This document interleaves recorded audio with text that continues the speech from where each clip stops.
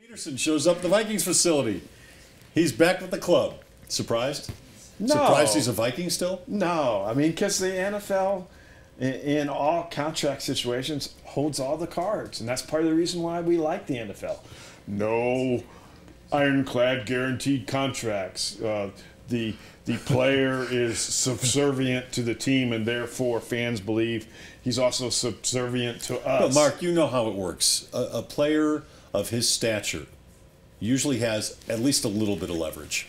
It seemed like player of his stature is Adrian Peterson have more stature than Peyton Manning did, and the coach just said, "Get the heck out of here, guy." I get that, but it was a different situation. That was a perfect storm for Indianapolis to let Peyton go.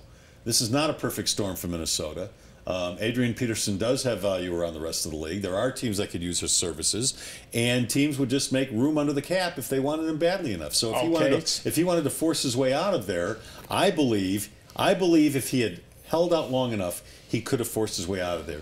Oh, you think this is after do Zimmer? Have a little bit of leverage. What was his leverage? Zimmer said his leverage was he wasn't going to show up. Yeah, and the coach said, "Here's an idea." He didn't say it like that, but he said, what he said was, "You play for us, or you play for nobody." And that's the NFL. Well, wait a second, guys. We have yet to find out if he used this leverage that I believe he has to get himself some more guaranteed money. That hasn't come out yet. Okay, that no, might well be. He's making $13 million, $14 million. Yeah, but he wants the 2 years after this, at least some of the money guaranteed. They're not going to do that. I mean, you could argue that the Vikings would be smarter to trade him, but I don't think the Vikings have done really anything to increase his value on the trade market. I'd be worried about having my star player unhappy in the locker room every day around the other 52 guys on that team. Well, then you better get unhappy about Demaryius Thomas then, star players, because I believe they're going to say, "You're playing this year," because they can franchise him again next year. They can keep a guy who's a wide receiver for 2 years at $13 million or $14 million next year, and then they can say, "We don't need a wide receiver. Peyton's gone." I would worry about that, Wood. And you know why I'd worry about that? We saw what happened to Demaryius mentally when he wasn't in a good place at the beginning of last year, when they played him in the slot and he didn't like it, and he was dropping passes left and right the first 2-3 games, and we were all wondering what's wrong with Demaryius Thomas. Well, what was wrong was he didn't like his situation. And that situation is nowhere near of the magnitude that a contract situation is. Do you want to pay a guy $80 million if he doesn't like his situation? No, you asked me, would I be worried about Demaryius Thomas? And my answer would be yes. Okay. I'm not making any judgment of character. I'm not making any judgment of who's a good guy or who's a bad guy here. But I can, having been around both of them, make this judgment. Adrian Peterson is a tougher son of a gun than Demaryius Thomas ever will be. I agree. And in some ways that makes him... You're saying mentally as well? Yeah. Oh, yeah. Okay. That's exactly what I'm saying. All right. And maybe that makes Demaryius Thomas a better person because he's more sensitive. But I agree with you wholeheartedly. I agree with you both. If I'm John Elway, I'd be very reluctant to sign that long-term contract. But on the other hand, I agree with you. If you don't give him that long-term contract, I think Demaryius could well just go right in the toilet I would worry because about he's that. too sensitive. Yep. You saw what happened to Obaldo Jimenez here as a pitcher with the Rockies when the Rockies basically said, "Nah, earn it." And you're like, "You don't love me anymore," and he couldn't pitch. Yep. And I think there's Demaryius Thomas and Obaldo Jimenez are similar people to me in that they need to see not only the money, they need to see the love. Yeah. They need to feel like, "Oh, he does like me. John Elway likes me." And if Demaryius Thomas can't feel that, he won't be as good a football player. What? I just... You disagree? I exasperated him. I have been, we have, all three of us have been in a situation where we weren't loved by our employers. Yeah, but we're tougher sons of the guns than Demaryius Thomas are. I've talked to him, I talked to him twice during this. Yeah. He knows it. There's a place near me where he also goes. And I saw him once and he came over and talked to me. and he's a sweet guy. He's really a good guy. He's not. Is. It's not. And he thought you were Skip Bayless, from what I understand.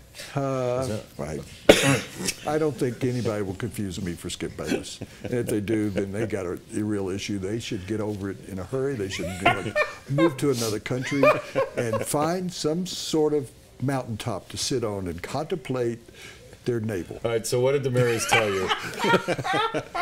I thought he was going to punch you. What did Demaryius tell you? Punch him? Yeah.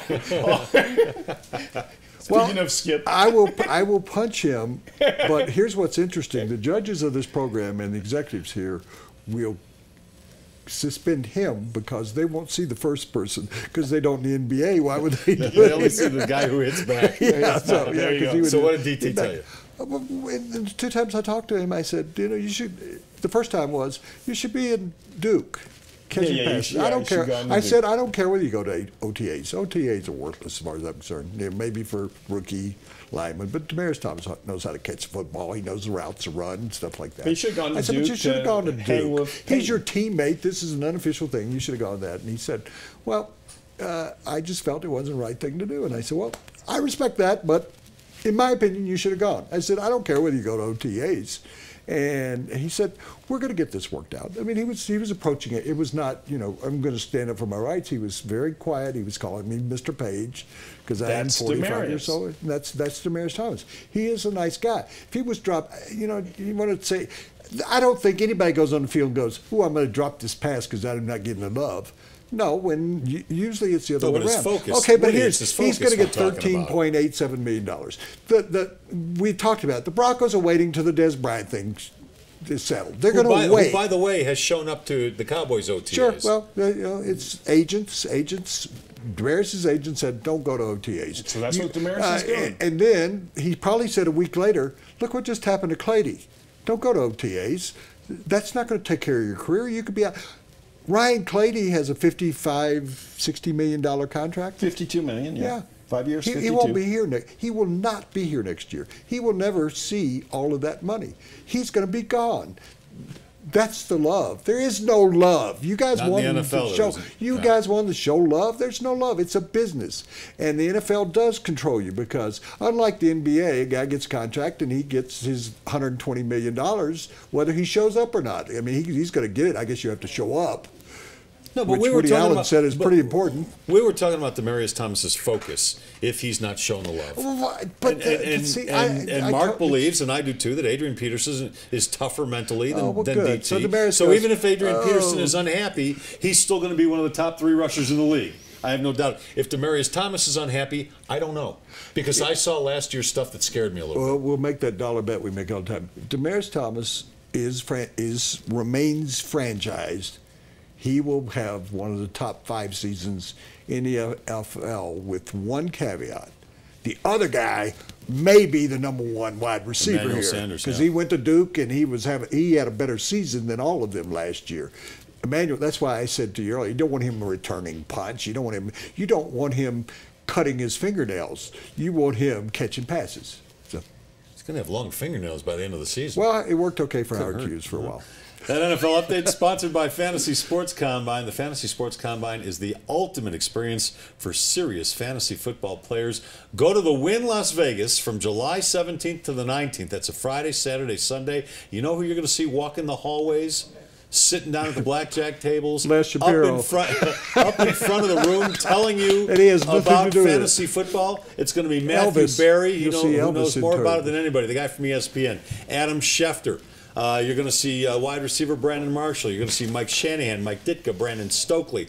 A lot of big football names are going to be at the Wynn Las Vegas. You can be there too. Get an edge against your fantasy football opponents. Get your tickets today at FantasySportsCombine.com. That's FantasySportsCombine.com. You know what you're leaving out of?